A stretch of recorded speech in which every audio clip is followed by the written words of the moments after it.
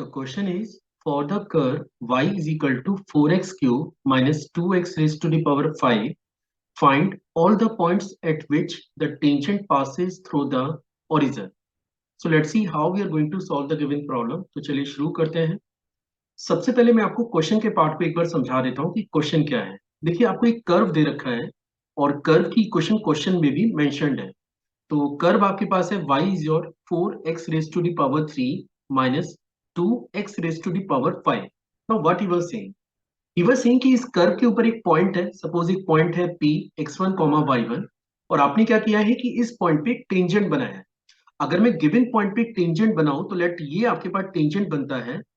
अब आपको वो सारे पॉइंट पता करने हैं जो मे बी केवल एक ही पॉइंट हो या एक से ज्यादा भी ऐसे पॉइंट हो सकते हैं जिन पे ड्रॉ किए गए टेंजेंट सारे के सारे आपके ओरिजिन से पास करें।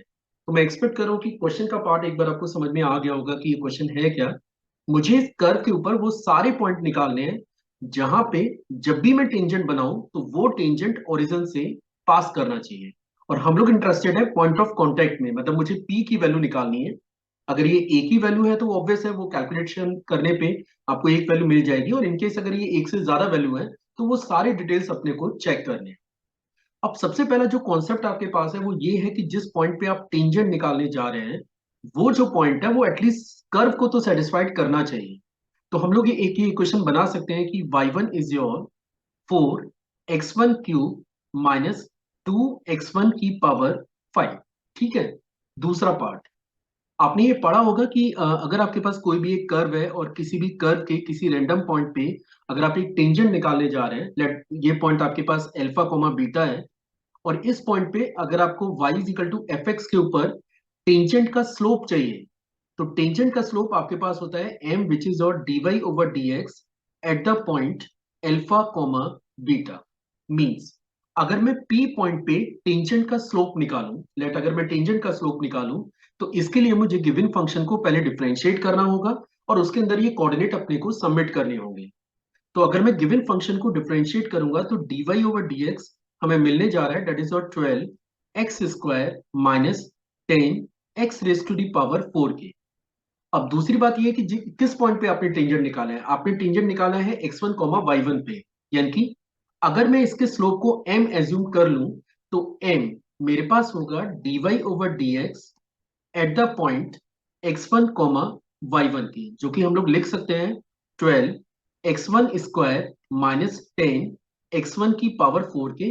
और लेट ये मेरे पास एक और इक्वेशन है, मैं इसको इक्वेशन नंबर 2 लेट कर लेता हूं, और ये मेरे पास है इक्वेशन नंबर 1।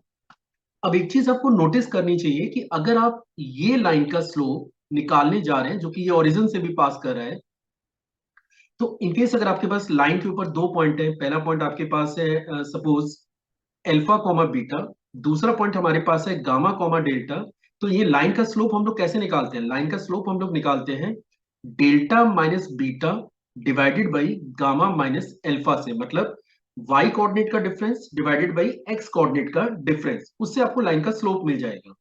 अब देखिए एक स्लोप तो आपने निकाल के रखा हुआ है, और अगर आप डायरेक्टली इस लाइन का स्लोप निकालने जा रहे हैं तो m को आप लिख सकते हैं which is y1 minus zero divided by x1 minus zero, और ये आपका बनता है y1 ओवर x1 की।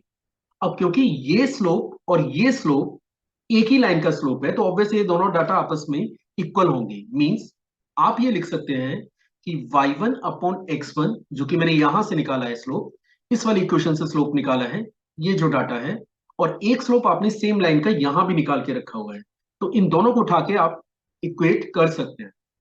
जैसे आप दोनों को उठा के इक्वल करेंगे तो ये बनेगा 12 x1 स्क्वायर माइनस 10 x1 की पावर 4 के।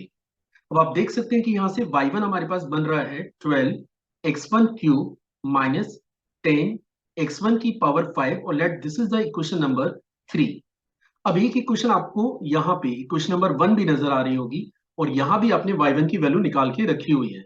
अगर मैं इस वैल्यू को यूज करूं, ये वाली वैल्यू अपन यूज करें, तो यहां से आता है 4x1 क्यूब माइनस 2x1 की पावर 5, this is your 12 x1 cube minus 10 x1 की पावर 5 की। अगर अपन गिवन इक्वेशन को फर्दर सिंप्लीफाई करें तो आप देख सकते हैं ये बनेगा, ये आपको मिलेगा दैट विल बिकम, आप देख सकते हैं ये हमारे पास आ रहा है 8 x1 cube 8x1 cube minus 8x1 की पावर 5 and this is equal to 0। या फिर अपन इसे लिख सकते हैं, या फिर हम लोग इसे लिख सकते हैं x1 into x one square minus 1 is equal to 0। अब आप यहाँ पे इजीली चेक कर सकते हैं कि x1 की तीन वैल्यूज आपको मिल रही हैं। एक वैल्यू मिल रही है 0, एक वैल्यू आपको मिलेगी 1 और एक वैल्यू आपको मिलने जा रही है -1। अब हमें करस्पॉन्डिंग y निकालना है। अब करस्पॉन्डिंग y निकालने के लिए आपको ऑब्वियस है फंक्शन को यूज करना पड़ेगा, और फंक्शन हमारे पास है y is your 4x cube, that is y is or 4x cube minus 2x raised to the power 5k minus 2x raised to the power 5k। अब चलिए एक एक करके ये वैल्यू सबमिट करते हैं। तो जब आप x1 की जगह 0 सबमिट करेंगे तो y1 आपको मिलने जा रहा है 0। अगर x1 की जगह आप 1 सबमिट करेंगे तो y1 आपको मिलने जा रहा है 2। इन केस x1 की जगह अगर आप -1 सबमिट करेंगे तो y1 आपको मिलने जा रहा है, that is -4 and that is +2 and that will become -2। तो यहाँ पे फाइनली हमें 3 पॉइंट मिल रहे हैं, जिसमें पहला पॉइंट हमारे पास है 0,0, दूसरा पॉइंट हमारे पास है 1,2 और तीसरा पॉइंट हमारे पास है, that is -1, -2। So finally this is the answer for the given problem. ये वो फाइनली 3 पॉइंट हैं जहां पे जब आप टेंजेंट बनाएंगे तो वो सारे के सारे टेंजेंट ओरिजिन से पास करेंगे।